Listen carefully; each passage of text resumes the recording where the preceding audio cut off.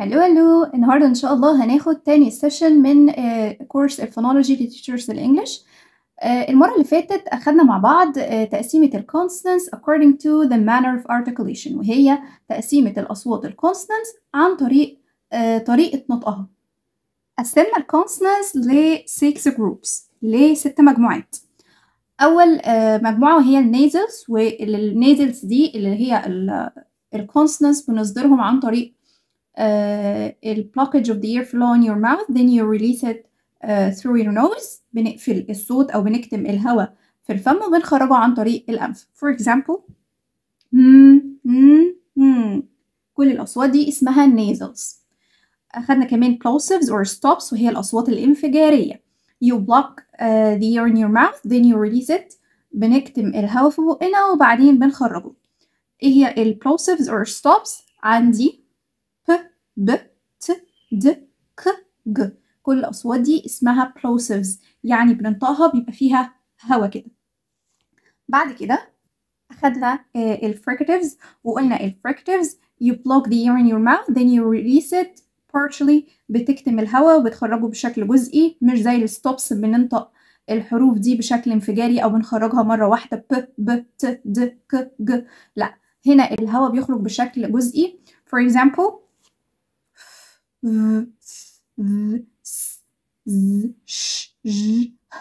هنا خرجنا الهواء بشكل جزئي، يعني ما خرجتوش مرة واحدة، لا، بالراحة كده بشكل جزئي،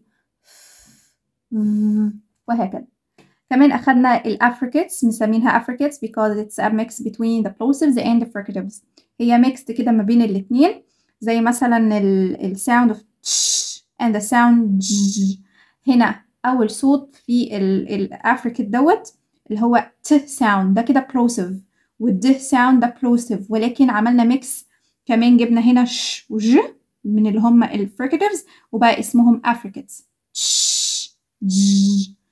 كمان عندي الابروكسيمنتس، وهي ميكس كده ما بين الكونسونانتس والفاولز، يعني ما نقدرش نقول عليهم ان هم فاولز، ومفيش كمان احكام للهواء بشكل كلي، فهنا مش هنقدر نقول عليهم ان هم فاولز، ولا هنقدر نقول عليهم ان هم كونسونانتس.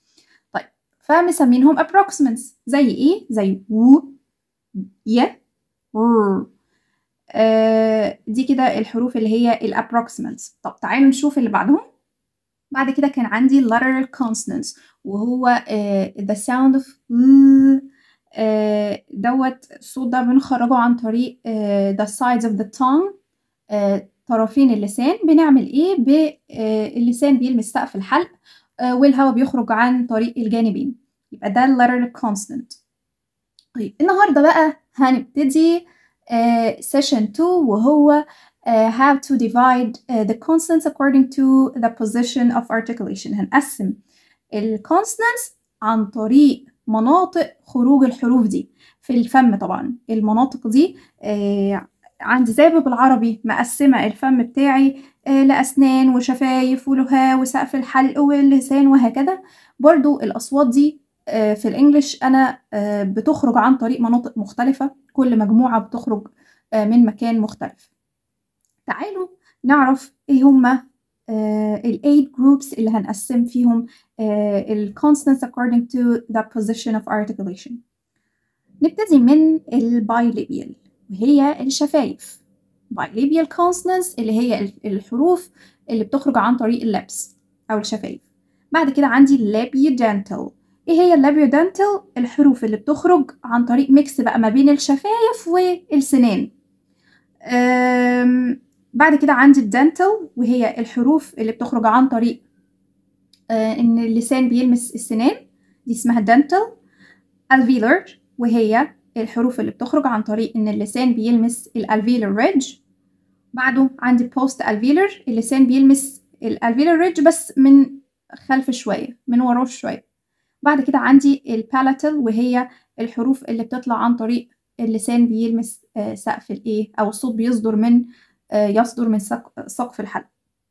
بعد كده عندي الفيلر ريدج، وهي ان الباك اوف ذا تونج او اخر اللسان بيلمس الايه، الفيلر ريدج.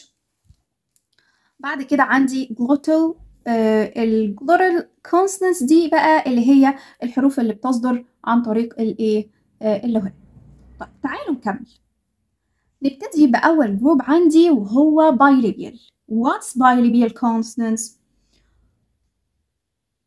A bilabial consonant occurs when you block or constrict airflow out of the mouth by bringing your lips together.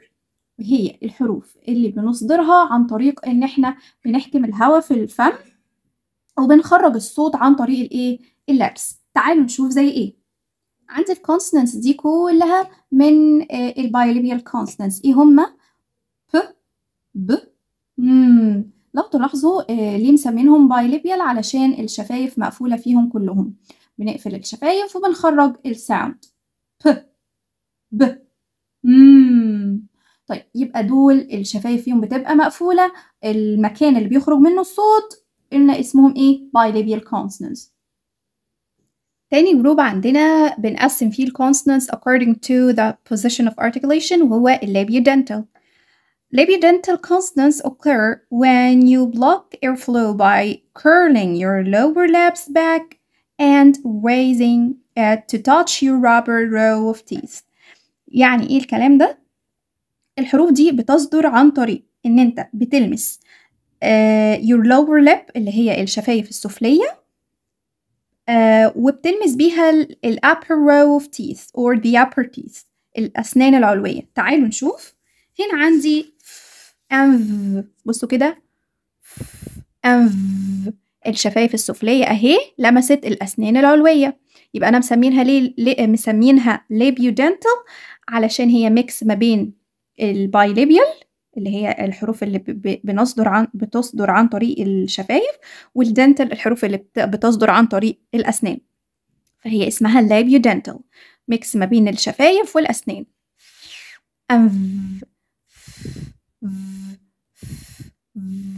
يبقى دول اسمهم ايه؟ labiodental. وتعالوا كده افكركم باللابيودنتال من الحروف الفريكاتيفز، يعني ما نقولش ف وف، درسناهم المرة اللي فاتت، ما ننطقش ف وف، لا بنطلع الهواء بشكل جزئي. طيب بعد كده عندي الدنتال.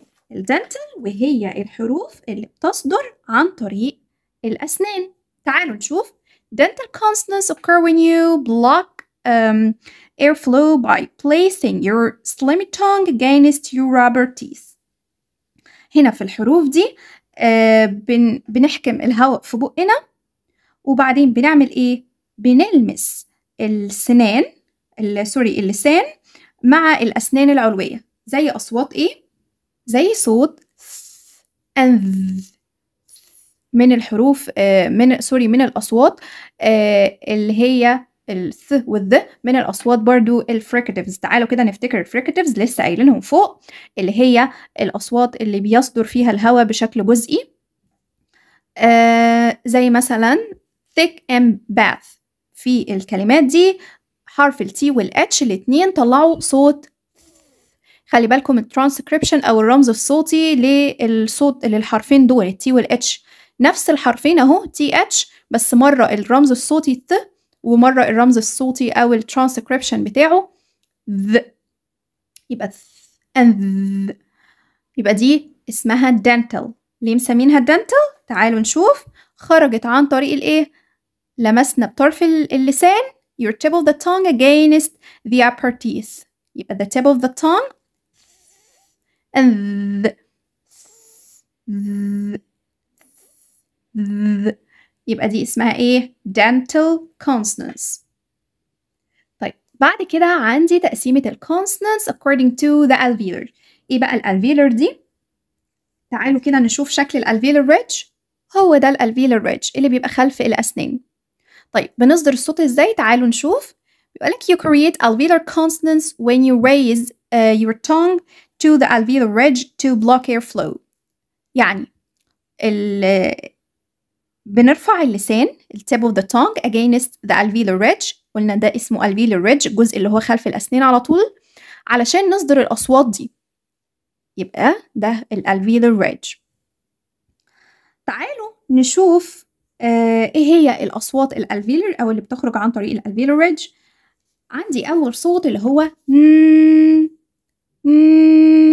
لاحظوا كده اللسان لمس فين؟ الألفيولار ريدج.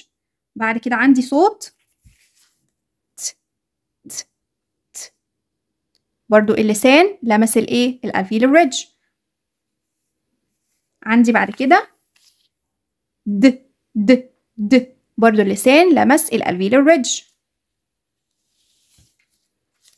عندي بعد كده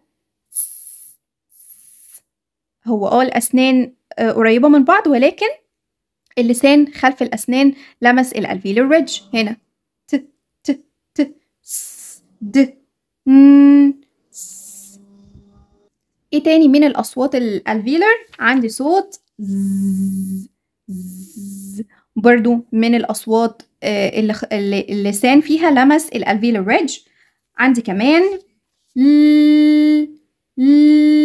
برضو your tip of the tongue is against the alveolar ridge. بصوا كده يبقى ايه هي المجموعة الالفيولر؟ كل دول تعالوا نشوفهم. يبقى المجموعة اللي قدامنا دي كلها اسمها alveolar.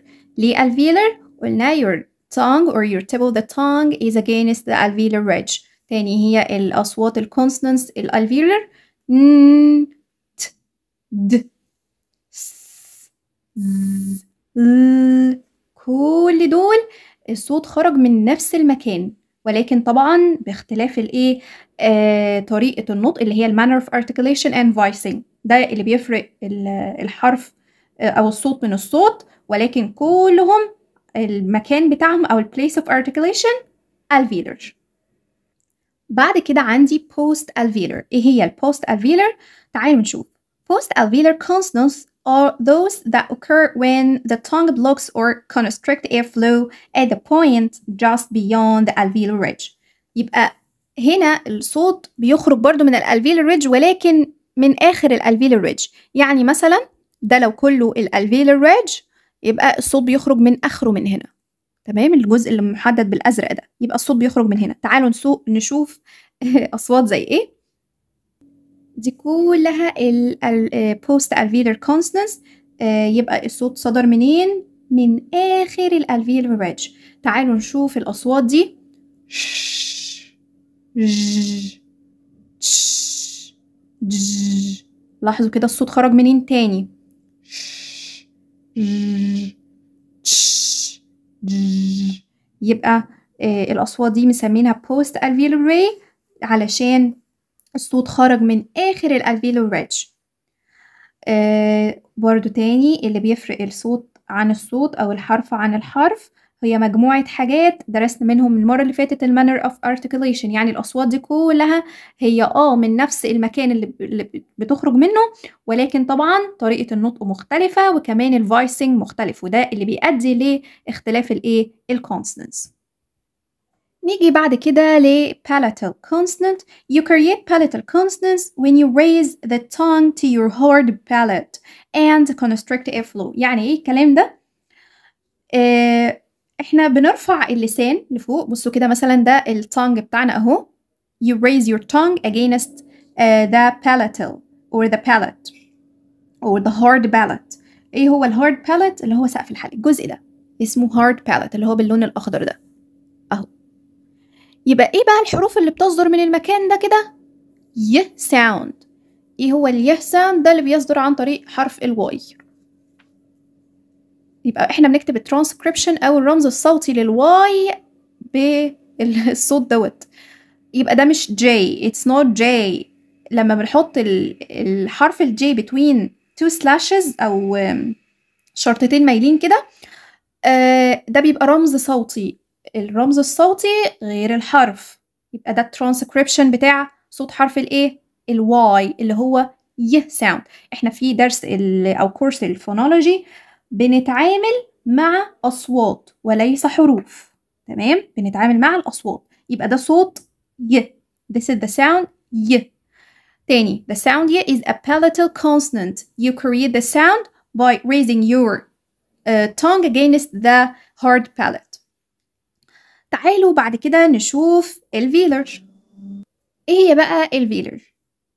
You make velar consonants when you raise the back of your tongue to the velum to block or restrict airflow. يعني إيه الكلام ده؟ هنا الفيلم consonants بنصدرها عن طريق you raise your back of the tongue، بنرفع آخر اللسان، this is the back of your tongue against the velar ridge، أو الجزء ده اسمه velar اللي هو اللهاي. You raise your back of the tongue against the velar. تعالوا نشوف ايه هي اصلا الاصوات بقى الفيلر او الكونسونانت اللي مقسمينهم عن طريق الفيلر دول. هنا عندي لاحظوا الصوت دوت خرج منين بالظبط. You raise your back of the tongue against the velar. بصوا كده it's not in، ده مش صوت لا ده مختلف. قلنا دوت من الاصوات الايه الالفيلر، ولكن ال ساوند دوت من الاصوات الايه فيلر. عندي كمان ك ك ك. شوفوا كده اللسان، اخر اللسان او back of the tongue against the velar ridge. انطق كده تاني صوت الك ساوند ك ك ك. عندي كمان ج ج ج. لاحظ الصوت بيخرج منين، ج ج ج. كمان عندي و و و. يبقى الأصوات دي أو الكونسونانتس دي مقسمينهم عن طريق ال place of articulation or the position of articulation لأصوات اسمها إيه؟ velar. طيب تعالوا نتنقل للنوع الأخير وهو تامن نوع. آخر مجموعة هقسم فيها ال consonants according to the position of articulation أو مكان الخروج خروج الصوت من الفم هما ال glottal consonants. يعني إيه بقى glottal consonants؟ تعالوا نشوف. This is your glottis، لسان المزمار أو فتحة بين الأحبال الصوتية. طب إيه الأصوات اللي بتخرج من هنا؟ عندي the sound of H أو الصوت اللي هو. طيب الصوت ده بنطلعه إزاي؟ Inhale and then hold your breath for a few seconds while keeping your mouth open. يعني خد نفس واقفله كده ببقك أو احكمه ببقك وبعدين خرجه وفمك مفتوح. What are you actually doing to keep the air from expelling out of your lungs by closing your glottis? Glottal consonants aren't actually consonants, they just play constant rules in the language. إيه ده؟ إيه الكلام ده؟ يعني glottal consonants دول مش consonants؟ في الحقيقة هم إحنا مقسمينهم في قائمة consonants في اللغة الإنجليزية علشان مثلا إيه؟ وإحنا بندرس grammar for example بندرس إمتى نستخدم a و an. لو أنا لقيت letter H أكيد أستخدم قبليه a horse for example. ولكن في الفونكس أو في الفونولوجي عندي هنا الساوند دوت مش من الكونسونانتس ولكن إحنا ضايفينه فيه علشان الجرامر. يعني بيقول لك as in he and Bahamas، الصوت دوت اللي طالع في الكلمات دي.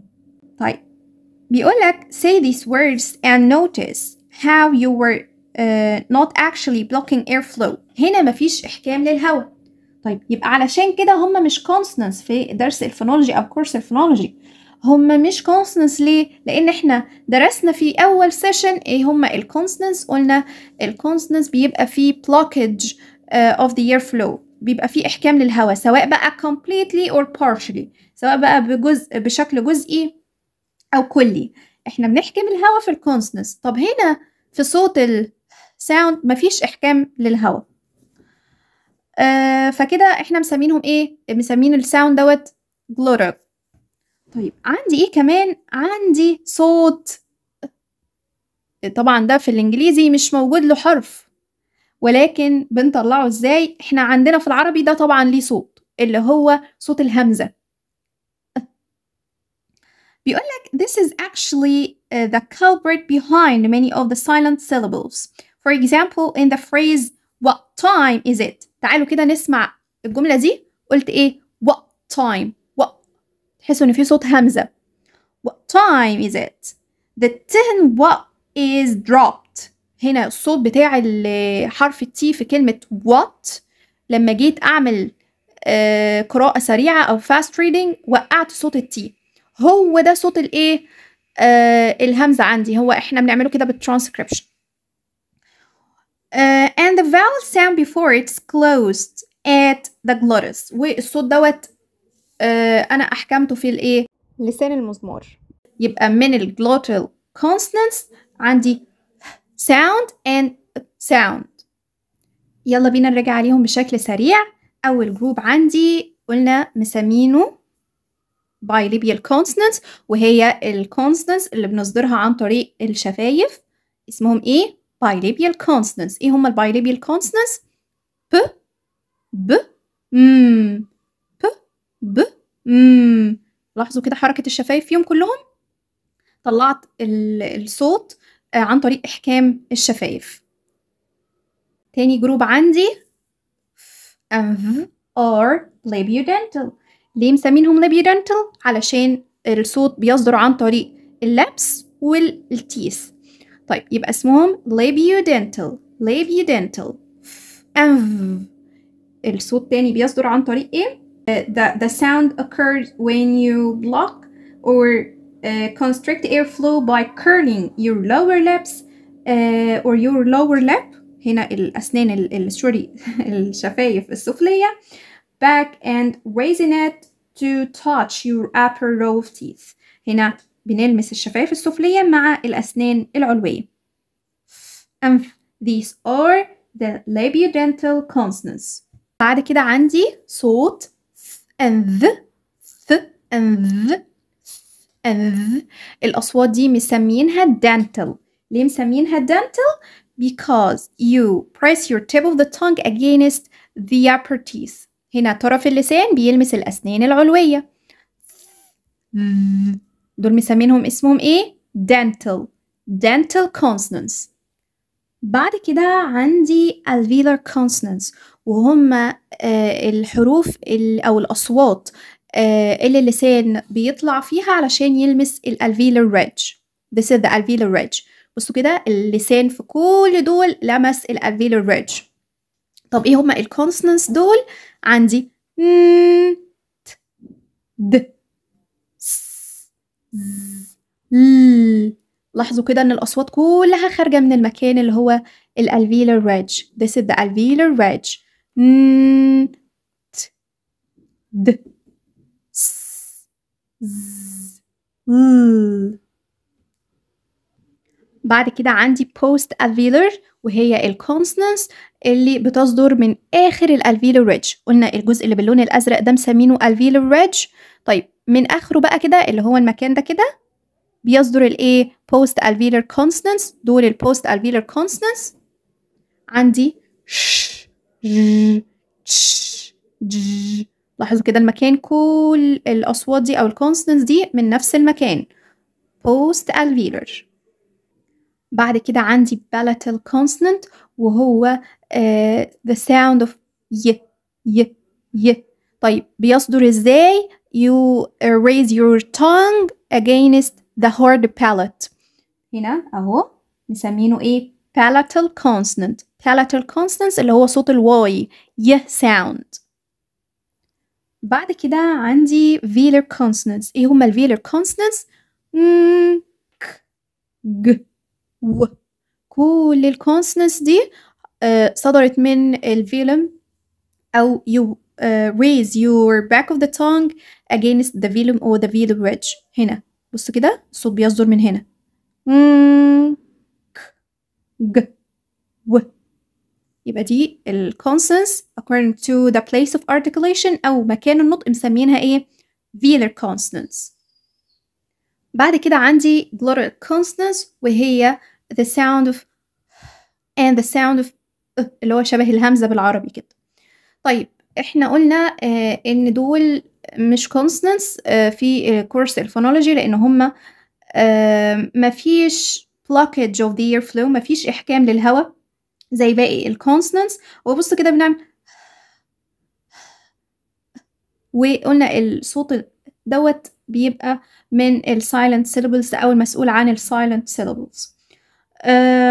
ولكن احنا مصنفينهم ضمن الكونسونانتس ليه؟ علشان في اللغة الإنجليزية حرف ال H دوت من الكونسونانت ساوندز، يعني ممكن اختار قبليه a for example. الساوندز تاني زي what time is it, what time is it. يبقى النهاردة درسنا كل الكونسونانتس according to the position of articulation أو مكان خروج الأصوات من الفم. لو عجبتكم الحلقة ما تنسوش تعملوا لايك وشير وفولو البيج ايزي انجليزي. هنكمل ان شاء الله بقية الكورس. باي باي.